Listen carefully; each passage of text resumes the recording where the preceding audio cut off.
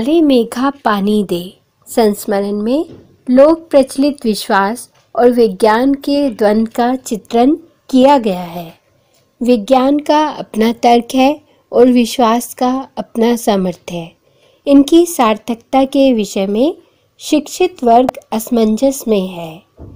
लेखक ने इसी द्विधा को लेकर पानी के संदर्भ में प्रसंग रचा है। आषाढ़ का पहला पखवाड़ा बीत चुका है। ऐसे में खेती व अन्य कार्यों के लिए पानी न हो तो जीवन चुनौतियों से भर जाता है। यदि विज्ञान इन चुनौतियों का निराकरण नहीं कर पाता तो उत्सव धर्मी भारतीय समाज किसी न किसी जुगाड़ में लग जाता है, प्रपंच रचता है और हर कीमत पर जीवित रहने के लिए अशिक्षा तथा बेबसी के भीतर उपाय और काट की खोज करने लग जाता है।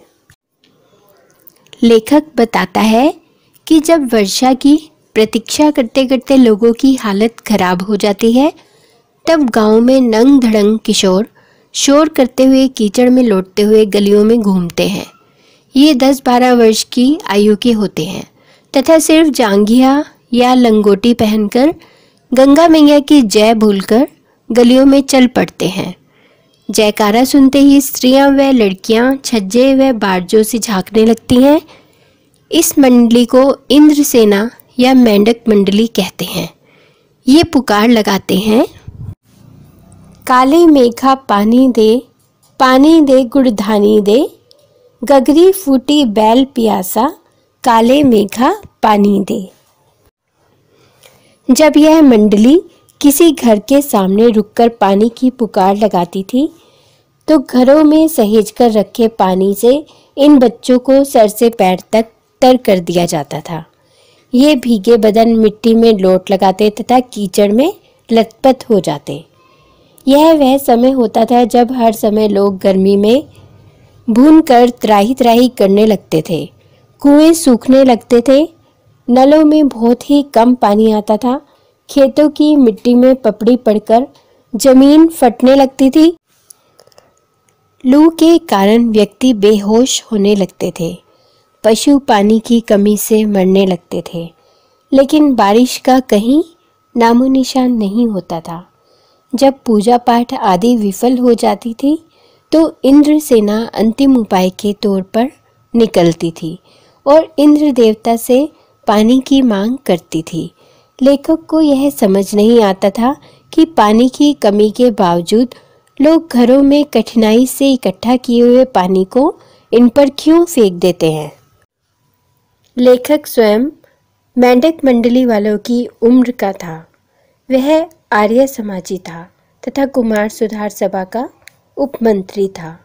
उसमें समाज सुधार का जोश ज़्यादा था। उसे सबसे ज़्यादा मुश्किल अपने जीजी से थी। लेखक स्वयं मेंढक मंडली वालों की उम्र का था। वह आर्य समाजी था तथा कुमार सुधार सभा का उपमंत्री था। उसमें समाज सुधार का जोश ज़्यादा था। उसे सबसे ज़्यादा मुश्किल अपने जीजी से थी। वे सभी रीति रिवाजों, तीज त्योहारों, पूजा अनुष्ठानों को लेखक के हाथों पूरा करवाती थी।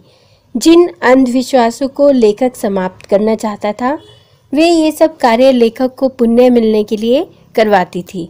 जीजी लेखक से इंद्रसेना पर पानी फिकवाने का काम करवाना चाहती थी। उसने साफ मना कर दिया।